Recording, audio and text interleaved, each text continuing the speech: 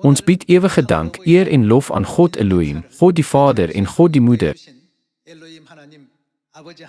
dat Hy ons gelei het, sodat ons vandag hier die Hemelse Ouerdag gedenkgeleentheid kan hou. Ter viering van Hemelse Ouersdag, laat ons die woord van God saam bestudeer onder die preek getiteld, Ons ewige tuiste, ons moeder. Toe die Hemelse Vader na hierdie aarde toegekom het, het hy vir 37 lang jare die pad van die evangelie geloop, om al sy verlore kinders te vind. Het hy die Hemelse Moeder aan ons geopenbaar voordat hy weg is. Daarom het hy ons geleer. Elisa het vir Elia gevolg, Josua het vir Moses gevolg, Petrus het Jesus gevolg, en ek volg vir moeder. Soos ek vir julle 'n voorbeeld gestel het, moet julle uit hierdie voorbeeld leer en dit in die praktyk toepas. Om oor te dra dat ons baie seëninge sal ontvang wanneer ons na die Hemelse Moeder se woorde luister, het hy ook vir ons 'n gesegde gelaat wat maklik is vir Koreane om te verstaan. As jy na 'n moeder luister, sal jy ryskoeke ontvang selfs in jou slaap. Laat ons vandag 'n bietjie tyd neem om die wil van die Hemelse Vader te handhaaf en weer te besin oor die liefde van die Hemelse Moeder terwyl ons saam die leringe van God se woord leer.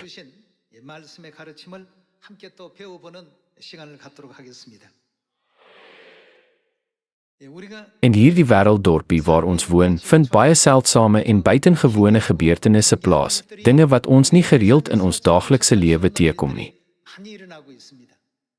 Onder hierdie, kom ons kyk na die lewe van 'n psalm.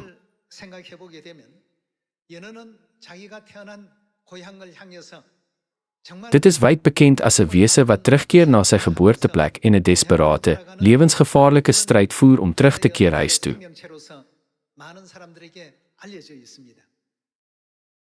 Nadat 'n psalm uit sy eier uitgebroei het en 'n klein visie geword het, gaan dit see toe. Dit leef sowat 3 tot 5 jaar in die see, of selfs langer, afhangende van die spesies, voordat dit uiteindelik na sy tuiste terugkeer. Wanneer psalm na hul tuiste terugkeer, word hulle gelei deur 'n magnetiese stof genaamd 'n magnetiet, wat God reeds in hierdie visse geplaas het. Deur hierdie proses bepaal hulle hul rigting, en sodra hulle hul tuisrivier naby die see bereik, aktiveer hulle hul kragtige reuksintuig om al die pad terug te navigeer na die plek waar hulle gebore is. Vir 'n psalm se liggaam, wat by soutwater aangepas het, om 'n rivier in te gaan, moet dit egter onvermydelik groot fisiese pyn in die proses verduur. Verder word hul spysverteringsstelsels in die proses ernstig beskadig. Baie probleme ontstaan ook in hul niere en beduidende veranderinge vind ook in hul kie plaas. As psalm dus van soutwater na varswater oorgaan, hou hulle op om te eet. Van die oomblik dat hulle die rivier ingaan, swem hulle sonder om enigiets te eet, totdat hulle by hul tuiste uitkom. Langs die pad, as hulle by 'n tee kom, word hulle gevang en geëet, of hulle word prooi vir ander wilde diere. Slegs die psalm wat al hierdie gevare verduur en dit uiteindelik oorkom, kan terugkeer na hul geboorteplek om eiers vir die volgende geslag te lê. Dan bied hulle hul eie liggame aan as voedsel vir hul nageslag, en dan kom hul lewens tot 'n einde. Wanneer ons die instink van psalm waarneem, wat geweldige fisiese pyn verduur, maar tog sukkel om terug te keer na hul tuisdorp, kan ons verstaan dat as ons probeer terugkeer na ons ewige tuiste, die hemel, om ons Hemelse Vader en Hemelse Moeder te vind, ons liggame, wat in hierdie sondige wêreld geleef het, 'n transformasie ondergaan om by die hemel aan te pas, en in daardie proses volg, net soos die psalm, groot lyding. As ek na die lewensiklus van die psalm kyk, herinner ek my aan Openbaring hoofstuk 4, wat sê dat God niks sonder 'n doel geskep het nie. Ek voel dat God ons 'n belangrike les leer deur die eienskappe van die psalm.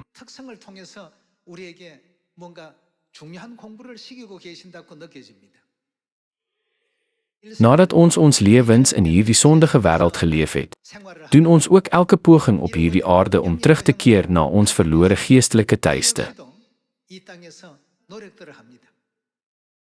In daardie proses kan ons nie terugkeer na ons tuiste nie, tensy ons die dinge van hierdie aarde wat ons eens liefgehad het, laat vaar, ons sondige natuur verlaat en al die slegte gewoontes en leefstyle wat ons in hierdie wêreld aangeleer het, verwerp. Net soos 'n salm net kan terugkeer na sy geboorteplek deur die groot pyn te oorkom om van soutwater na varswater aan te pas, kan ons ook nie terugkeer na ons ewige hemelse tuiste waar die hemelse Vader en hemelse Moeder woon nie. Tensy ons al die wêreldse en verkeerde dinge wat ons in hierdie lewe geleer het, heeltemal uitroei.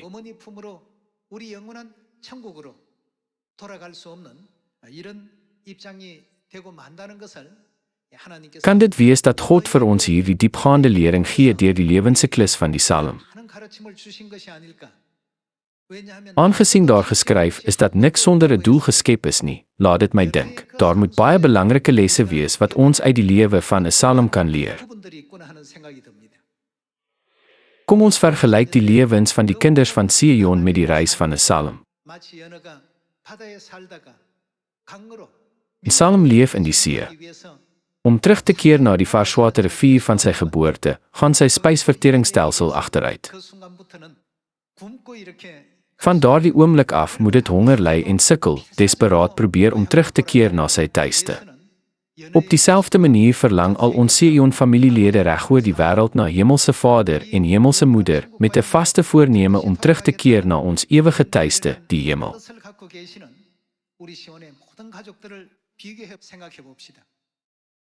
Net soos die Psalm moet ons al die bose gewoontes, sondige woorde, verkeerde dade en korrupte denkwyses wat ons in die wêreld geleer het, weggooi.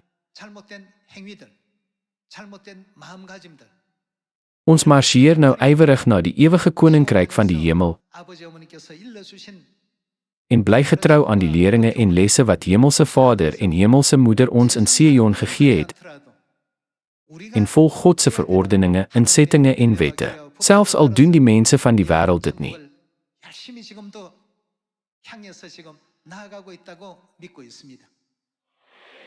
Laat ons dan vandag, deur 'n paar gedeeltes uit die Bybel, die parallelle ondersoek tussen die Psalm se reis om sy tuiste te vind en ons eie reis om hemelse Moeder, die ewige tuiste van ons siele, te vind.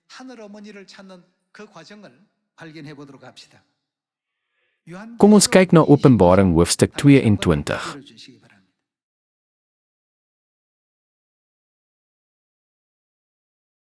Openbaring hoofstuk 22 vers 17. En die Gees en die bruid sê, met ander woorde, hemelse Vader en hemelse Moeder sê, kom, en laat elkeen wat luister sê, en laat elkeen wat dors het, kom, en laat elkeen wat dit begeer, die water van die lewe kom kry, verniet. God, ons hemelse Vader en hemelse Moeder, het ons geroep om te kom en vir ons 'n duidelike bestemming gestel, die ewige koninkryk van die hemel waarna ons op pad is. Dit is nie maklik om ons liggame en verstand, wat eens in die plesier en vermaaklikheid van die wêreld gedompel was, te verander na die manier waarop hemelse Vader en hemelse Moeder ons geleer het nie. Is ons ewige tuiste egter nie die plek wat gereserveer is vir diegene wat hierdie einste proses verduur en oorkom nie. Van daardie tuiste af het hemelse Vader en hemelse Moeder na ons geroep en gesê kom. In die proses om na die plek te gaan, waar hulle ons geroep het, moet ons lewens in nuwe lewens verander word. Ons moet ons sekulêre lewe na 'n geestelike een omskep, nie waar nie? Dit is dieselfde beginsel waar volgens 'n Psalm sy liggaam van soutwater na varswater aanpas. Vir dit om te gebeur, leer die Bybel ons die weg. Kom ons gaan na Romeine hoofstuk 12.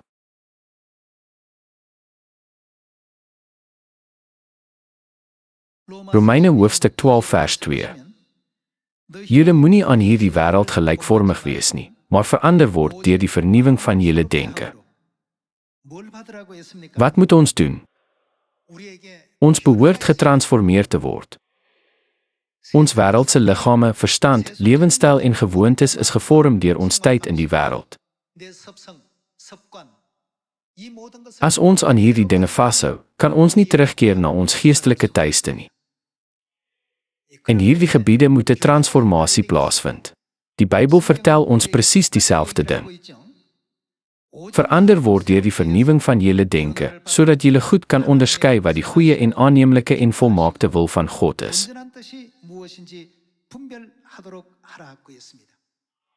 Ons moet aanpas by hierdie nuwe manier van lewe. Wanneer Salm na hul geboorteplek terugkeer, word hul spysverteringsstelsels heeltemal vernietig. Ten spyte van hierdie pynlike proses, eet hulle niks nie en vertrou hulle uitsluitlik op die energie wat hulle in die see opgegaar het om kragtig na hul huis toe te druk.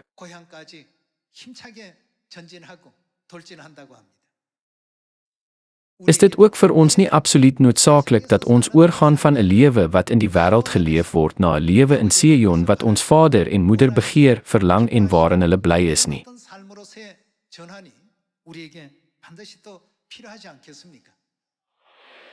Alles moet verander word en 'n transformasie moet plaasvind. Kom ons kyk saam na Jesaja hoofstuk 13 vers 4.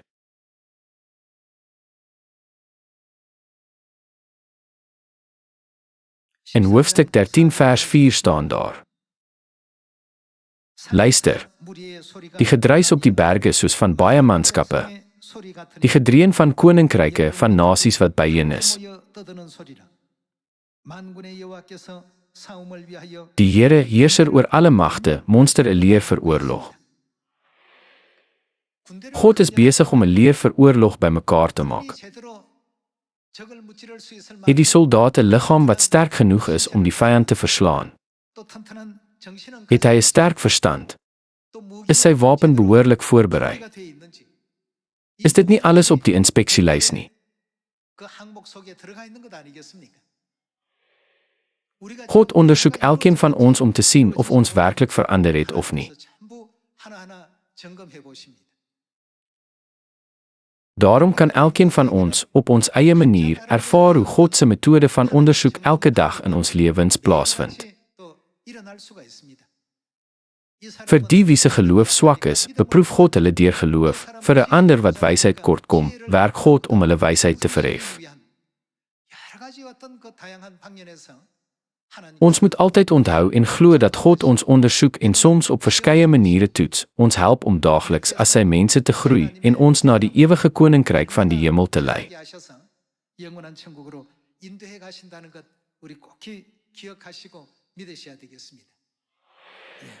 Kom ons blaai na Efesiërs hoofstuk 6.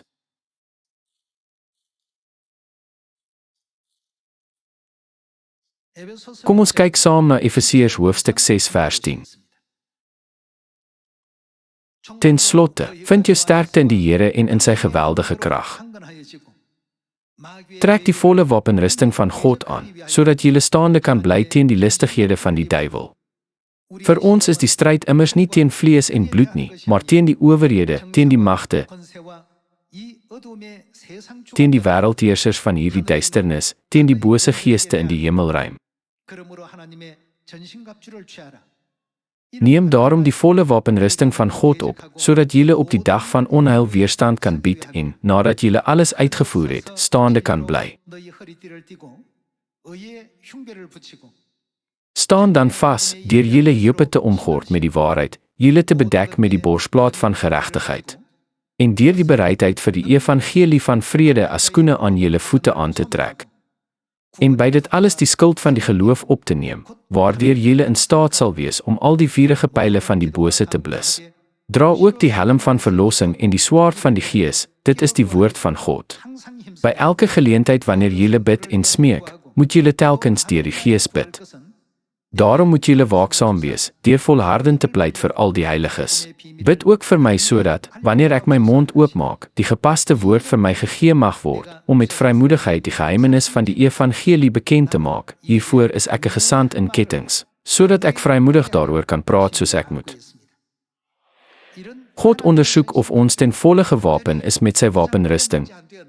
Hoe ernstig ons die pad van geloof bewandel deur gebed, deur die woord te verkondig en deur ons hoop op die koninkryk van die hemel.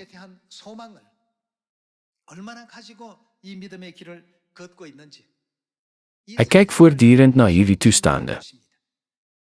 Allerlei mense, ons kollegas, kennisse, familielede woon rondom ons. As u na hulle kyk, dink u ooit, hulle kan so lewe, so hoekom moet ons altyd so lewe?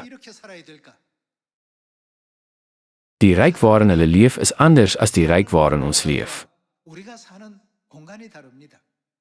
Ons ewige tuiste is anders. Ons is so Salm. Hulle het eens in Varswater gewoon voordat hulle see toe gegaan het. Wanneer die tyd aanbreek om terug te keer na hul tuiste, kan hulle nie daardie wêreld binnegaan met liggame wat vir hierdie een aangepas is nie.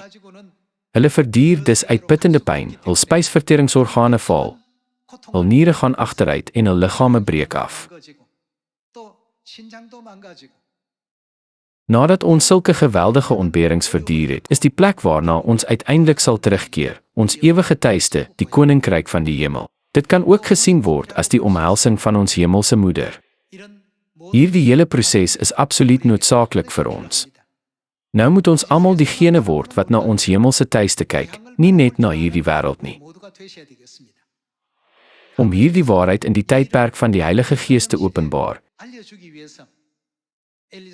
het God die Vader persoonlik vir ons, sy kinders, hierdie onvergeetlike goue reël geskryf. Elisa het Elia gevolg, Josia het Moses gevolg, Petrus het Jesus gevolg, en ek volg moeder.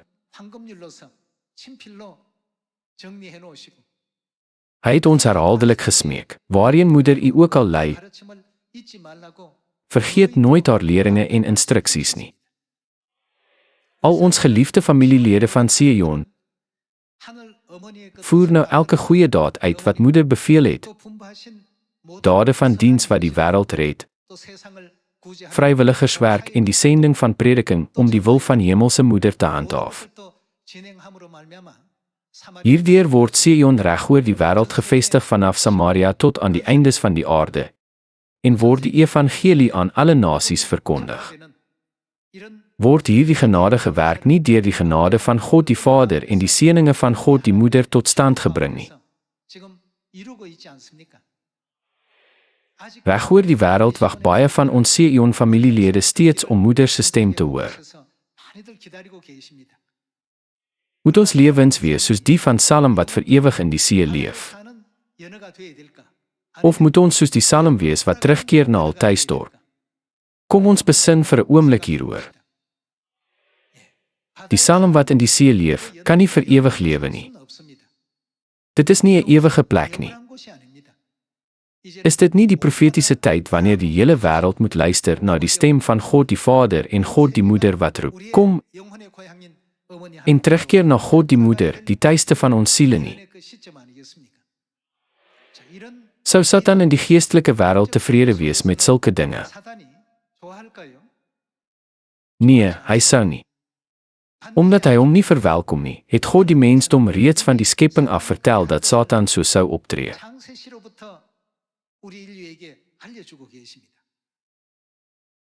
Kom ons kyk saam na Genesis hoofstuk 3 vers 15.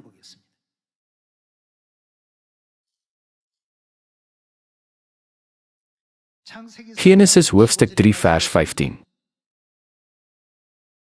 Vyandskap sal ek tussen jou en die vrou stel, en tussen jou nageslag en haar nageslag. Hy sal jou kop aanval, en jy sal sy hakskeen aanval.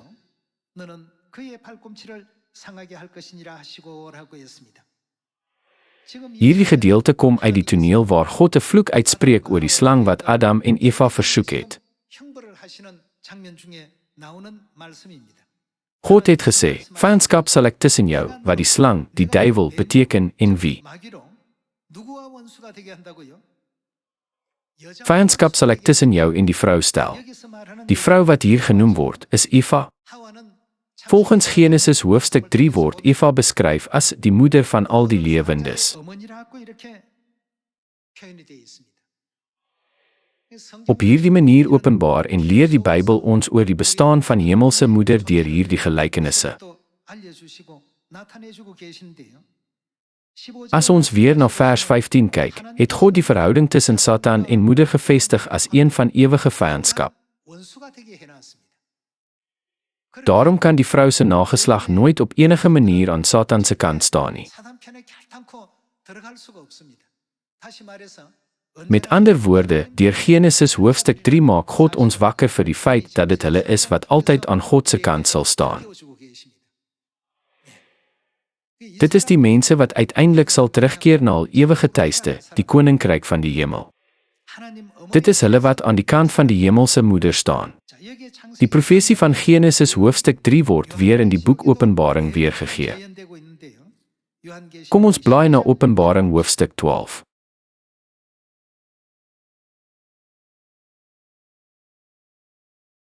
Openbaring hoofstuk 12 vers 17. Die draak was woedend vir die vrou en het weggegaan om oorlog te voer teen die res van haar nageslag wat die gebooie van God nakom en vashou aan die getuienis wat Jesus gelewer het.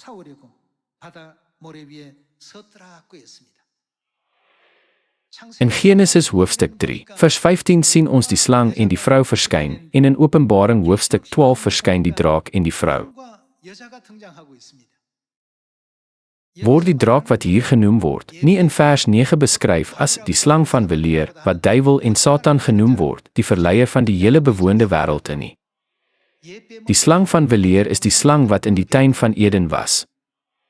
Hier, wat is die verhouding tussen die slang, die duiwel en die vrou? Die Bybel beeld hulle altyd as vyande uit. Dit is 'n baie belangrike punt. Ons kan die oortuiging hê dat ons wat by die hemelse moeder is, altyd aan God se kant is. In Genesis hoofstuk 3, vers 15 het God vir ons gewys dat die vrou en haar nageslag in konflik is met die slang en sy nageslag.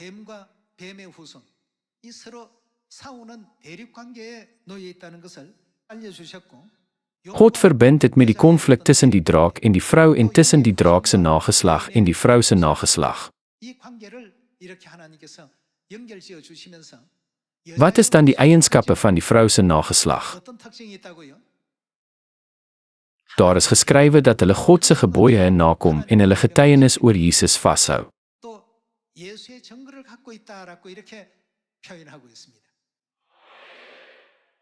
Hierdie groep in Openbaring hoofstuk 12, vers 17 onderhou die gebooie van God. Op hierdie aarde vandag, watter kerk onderhou die gebod van die Sabbat en die Pasga, die gebooie van die feeste en die gebooie van die nuwe verbond? Dit is die wêreldsending genootskap kerk van God. Is dit nie ons wat die hemelse moeder dien nie? Hierdie groep mense sal uiteindelik terugkeer na hul verlore, ewige tuiste, die koninkryk van die hemel. Daarom moet ons hele lewe nou in geestelike lewens verander word. Laat ons hierdie jaar besluit om ons spraak te verfyn deur die woorde van moeder se liefde.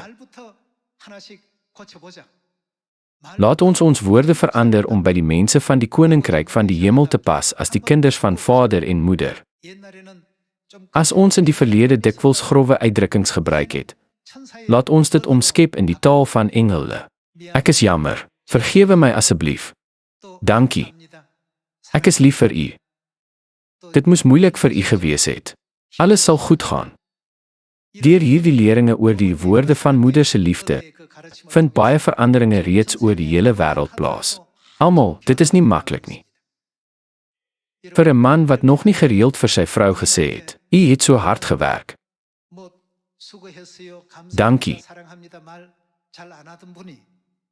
Ek is lief vir u, sou dit vir hom maklik wees om eendag skielik daardie woorde te sê. Wat moet ons egter doen?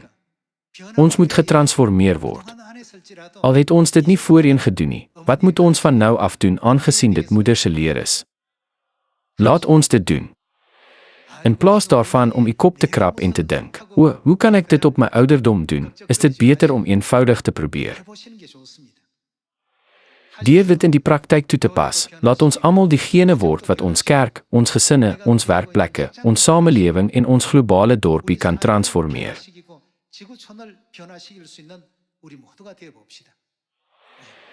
Om dit te doen, net so sal my hele gestel moet verander om van die see na Althuisrivier terug te keer.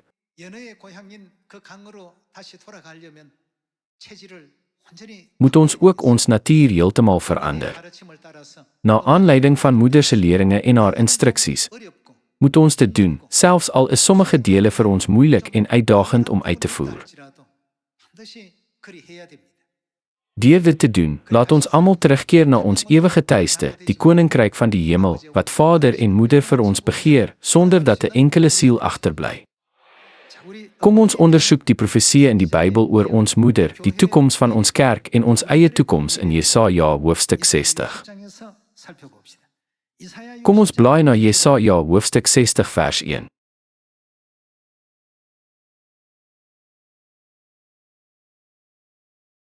Staan op, laat jou lig skyn. Ja, jou lig het gekom en die heerlikheid van die Here skyn oor jou.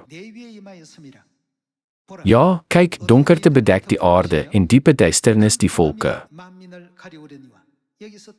Hier staan dat daar sekerlik 'n situasie sal ontstaan waar Satan die aarde met duisternis bedek en die oë, ore en harte van alle mense met dik duisternis verblind.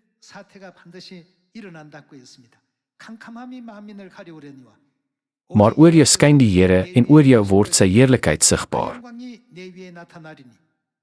Nasies sal na jou lig trek en konings na die helder lig van jou sonsopkoms.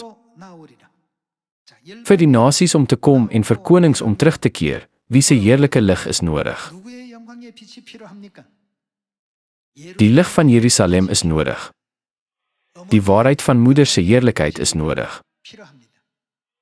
Ons, die kinders van Sion, moet nie stil bly nie, maar moet dit voortdurend verkondig. Ons moet die heerlikheid van moeder verkondig, die woorde van moeder se liefde deel en die woorde van waarheid verkondig om ons verlore broers en susters te vind. Eers dan sal konings die lig sien en daarin kom, en die nasie sal na die helder lig daarvan kom. Kom ons lees vers 4. Kyk om jou rond en neem waar, hulle almal kom byeen, hulle kom na jou toe. Jou seuns van ver af kom hulle aan, en jou dogters op die heup word hulle gedra. God het gesê dat al u kinders bymekaar kom en na u toe kom. Vers 8. Wie is dit daardie wat soos 'n wolk aangesweef kom, soos duwe na hulle neste? Kom ons gaan aan na vers 12. Die nasie en die koninkryk wat jou nie dien nie, sal ondergaan. Deur die profeseë van die profete het God reeds die toekoms geopenbaar van diegene wat versuim om terug te keer na die arms van die hemelse moeder. Dit sê dat hulle op die ou end vernietig sal word. Sulke nasie sal volledig verwoes word. Kom ons kyk na vers 14. Na jou sal hulle neergeboe kom, die kinders van jou verdrukkers. In hierdie tyd kan ons groepe goddelose mense teekom wat Jerusalem, ons hemelse moeder, tuister. Sekerlik, daar is diegene wat haar verag en vervolg. God is tog nie gekruisig omdat hy swak was nie. Net soos God sy lewe van opoffering geleef het volgens die profeseë om vir die sondes van sy kinders te versoen, kan ons hier sien dat daar diegene sal wees wat vervolg, diegene wat verag en diegene wat ongehoorsaam is. Almal wat jou verag het, sal diep neerbuig by jou voetsole. Hulle sal jou noem, stad van die Here, Sion van die Heilige van Israel. Kom ons gaan voort met vers 20. Jou son sal nie weer ondergaan nie, en jou maan sal nie verdof nie, want die Here sal vir jou 'n ewige lig wees, en jou routyd sal verby wees. Voordat die tyd wanneer die dae van hartseer eindig, sal Jerusalem onvermydelik voortgaan om verskeie moeilike situasies te trotseer.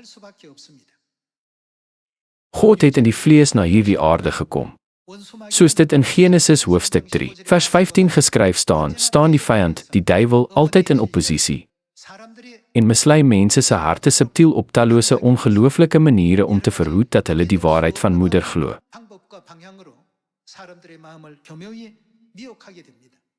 Word dit egter nie geprofeteer dat diegene wat tot die einde toe volhard, heilig en genoem sal word in die koninkryk van die hemel nie.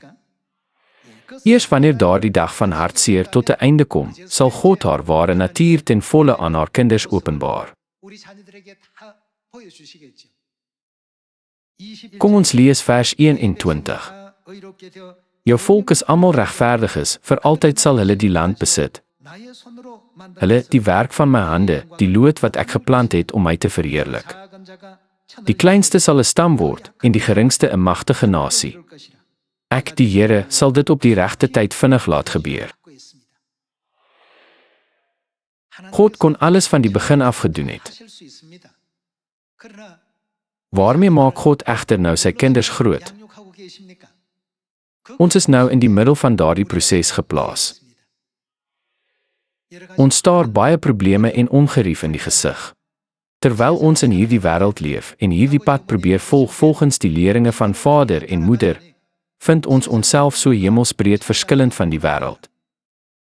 Daar is 'n duidelike en groot verskil tussen varswater en soutwater. 'n Vis wat in soutwater leef, sal dadelik vrek as dit in varswater geplaas word, en sal hom pas egter aan om terug te keer na sy tuisstroom.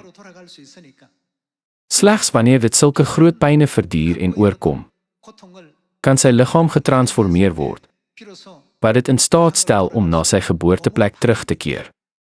Almal moet ons geloof nie nou getransformeer word, sodat ons nie net in naam lede van die kerk van God is nie,